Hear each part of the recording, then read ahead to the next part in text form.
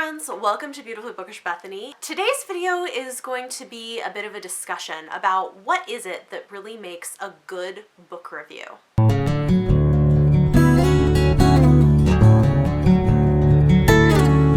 So I've seen this discussion happen. I'll link a couple of examples down below where other people have given their takes on what makes a good book review, but I thought this would be a really interesting discussion topic, especially now as I am closing in on 4 years having been in the BookTube community, and I definitely think that my reviewing approach and style has grown and developed, and the language that I have for how to talk about books has also developed substantially since being a part of this community. And I have a lot of thoughts about what makes a really good book review. What is the purpose of a book review? And what elements should you consider including if you're going to be writing a book review or giving a book review on video, whatever your preferred platform is? I think the first thing to talk about here is audience. Who is the audience for a book review? Book reviews are written for readers, and in my opinion, the goal of a good book review should be to help other readers figure out whether a particular book would be one that they would want to pick up or not. I think when we're talking about literature, when we're talking about reviewing books, things get a little bit murky when people try to act as if any of their reviews are completely objective. I just don't really buy that that exists. I do, however, think that a good book review is going to be one that can do a little bit of both. Some of it might be subjective feelings, some of it is going to be more objective thoughts, and we'll get into the details of what that might look like. But the key thing here is I think a good book reviewer is going to be somewhat self-aware. They're going to be able to recognize their own biases, recognize things that they do and don't like in books, regardless of whether somebody else may or may not like those things in books. And so I know for me, I feel like I have done my job right if anybody, regardless of their taste, regardless of whether we like or dislike the same things, can watch one of my videos, hear me talk about a book, and know whether that's a book that they are more likely to enjoy or less likely to enjoy, regardless of what my feelings on it are. Because the reality is that we all like different things. We enjoy different types of stories. And I'm going to get into some of the nitty-gritty here of like, what are some of those details that I pay attention to when I'm reading a book, and what are some of the things I like to bring up in a review.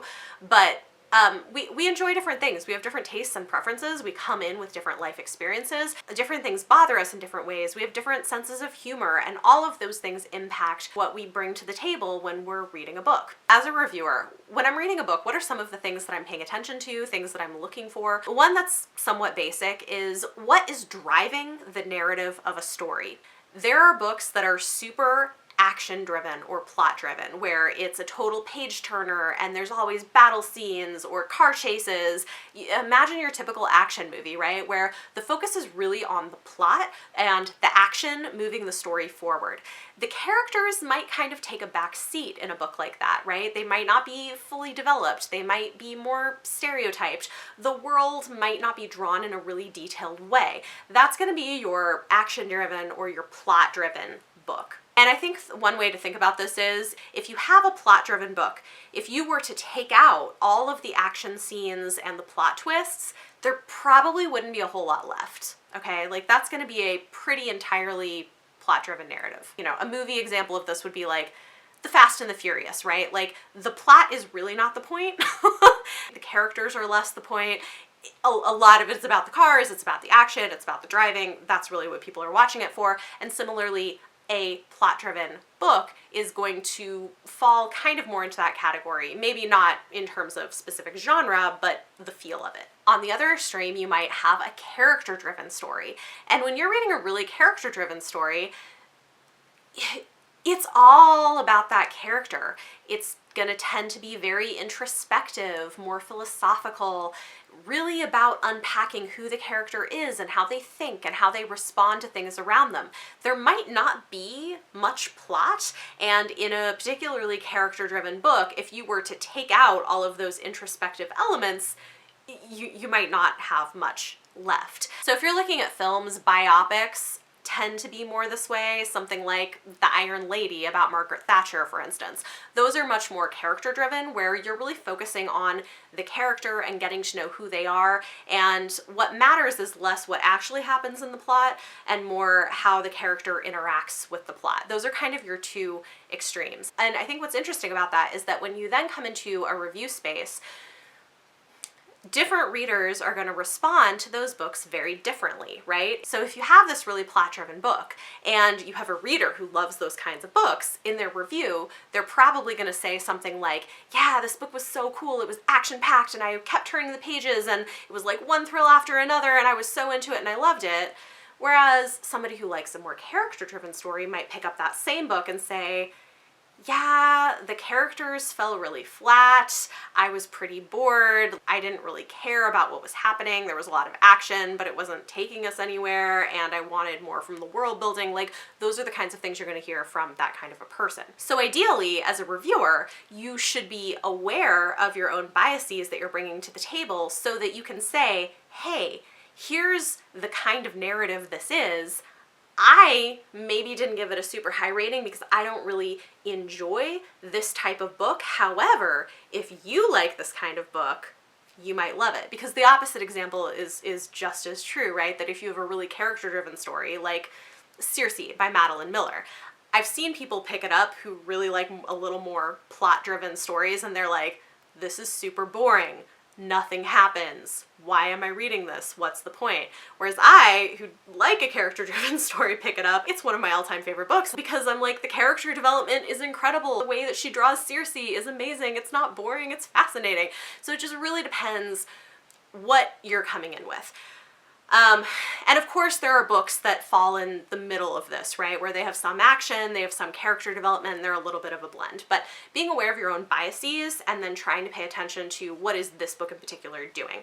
I'm not going to go into so much detail for all of the topics, but I thought this was a really good example and one that I get questions about pretty frequently, like what is character driven, what is plot driven, so I wanted to explain a little bit. Another thing I'm looking at in a review is pacing. How slow-paced or fast-paced is the book? And, you know, there's not one right type of pacing. A thriller probably should be fast-paced because it makes sense for the genre, whereas if I'm going into a literary fiction novel, I'm gonna expect it to be slower-paced and more introspective because it makes sense for the genre. So I might evaluate those things a little bit differently depending on the conventions of the genre the author is writing in and how they execute on the pacing. The bigger thing that I see more frequently is uneven pacing, and I might talk about this in reviews sometimes. What I mean by this is maybe somebody has like an action-packed beginning and I can't turn the pages fast enough, and then the middle of the book like really drags. Like, we've all probably read a book like this where I'm like, okay, things are happening, I feel like we're going nowhere, can we like move it along and get to the point? And then you get to the end and everything speeds up and happens really fast again. That's uneven pacing and not something that I tend to prefer. That's something that I'm noticing in a review. You also want to pay attention to character development. How fleshed out are the characters? Is there much character development at all? Is it just the main character or characters that we're paying attention to that feel like fully fleshed out people with their own goals and motivations? Or is it everybody? Do you have like a big cast of characters where even the side characters are really fascinating and feel like people you want to know more about, and it feels like they have their own stories they could be telling?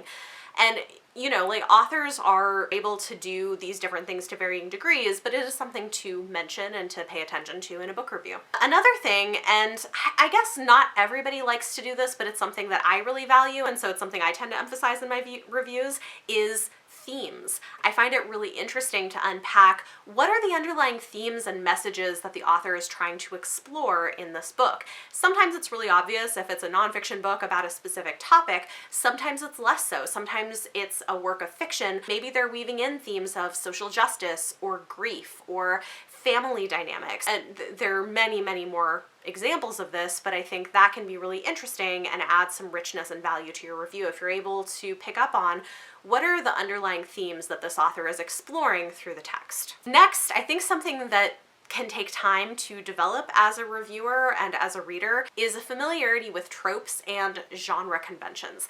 But I think this can be really beneficial. I think sometimes tropes get kind of a bad rap, but I actually think they're really useful tools in helping us know whether we would enjoy something or not, because everybody has tropes they like and tropes they don't. In fact, it's funny to me that in some genre communities, this is a little bit looked down on, because in romance, this is literally how books are marketed. We have the friends to lovers, we have the enemies to lovers, the only one bed trope, we have a slow burn, we have the alpha male, like all of these are tropes that tell you something about what your experience with the book is going to be, and as a reviewer, giving that information to a reader is going to help them better evaluate whether it's a book that they're going to enjoy or not. But I would definitely say this applies in other genres as well. There are so many tropes out there, we're not going to even like scratch the surface here, but I'll tell you some things that I tend to really enjoy. If I'm reading a book description about a sci-fi book and it mentions political intrigue, I'm like, ooh, political intrigue with sci-fi. Yes, I like that. Let me read more. Or if I read about a thriller at an elite boarding school, that's a trope I like, and I might be like, ooh, interesting. Let me read more. Maybe this is something I would enjoy. There's many of these kinds of tropes, and there might be tropes that you don't like personally as well, which is why, again, as a reviewer, your job is not just to give your personal feelings about a book, which you can totally do, but also to give enough information that even people who don't share your feelings or share your taste can decide whether a book is going to be for them. So for instance, I tend not to enjoy road trip books or traveling books where there's a group of people going from place to place doing stuff. Usually I don't enjoy that. However, I know there are some people who really love it. So if that's what a book is, I might say, hey, here's the trope in this book. If you like this, it might be for you. You want to think about how this book fits within its larger genre and age bracket. There's going to be different conventions for middle grade versus YA versus adult targeted literature. They're doing different things. The types of stories that they're telling are going to be a little bit different. And I think sometimes if a reviewer is unclear on who the target demographic is and what they're trying to achieve because of that, you can get people who can be a little bit harsh in their criticism, where I'll read it and they'll say, oh, this teenager was so melodramatic. And I'm like, well, yeah, because they're a teenager and it's a book written for teenagers. And maybe you don't personally enjoy that, but to say that that makes the book bad, I'm not sure I'm quite buying it. I think all of these elements basically come together. As a reviewer, you are trying to share who would like this book and who wouldn't. You can also share your personal feelings. I like to do that. I'll say, hey, I really enjoyed this book. Here are the reasons I enjoyed it. Here are people who I think might not enjoy it as much as I did. Or for a book that I didn't like, I might say, here are people who might enjoy this book more than I did, because not every book is everybody's cup of tea, and that's okay. I want to briefly address a couple of things that I find really valuable in reviews, and so these are things that I also like to highlight, and those are content warnings and representation. As somebody who really values reading from a diverse array of experiences, particularly authors from diverse backgrounds, I will tend to mention if I'm reading from a BIPOC author, Black, Indigenous, person of color author, or if a queer story is written by a queer author, I will also tend to mention that in my review so that people who are looking for those things can find them. This is an entirely different question, and it's not what I want to address here, from whether only own voices writers can write. I think it's complicated, but I don't necessarily think that's true, and I don't want to get into it, and I don't want to get into it in this video. But I do think that for people who are looking for those kinds of representation, that can be useful. Another thing that I will tend to call out is when I read a book that I think has good plus size or fat representation, because I think frequently we don't get a lot of that in literature, and I have people who follow my reviews who like to see that in books. And so if I notice it, I might be like, hey, this romance has a plus size main character and it's done really well. It's not fetishizing, it's not body shaming, it's really great, and there are people who are going to want to pick up that book just because of that. The other piece of this is content warnings, and in my reviews I prefer to use the term content warnings rather than trigger warnings, because I think when you start talking about trigger warnings, people are like, well, anybody could be triggered by anything and you don't even know what is or isn't. And I'm like, yeah, sure, that's true. However, the idea of having content warnings where I try to pay attention to what are some big things in books that might turn off some readers, or that some readers might just want to be aware of going in,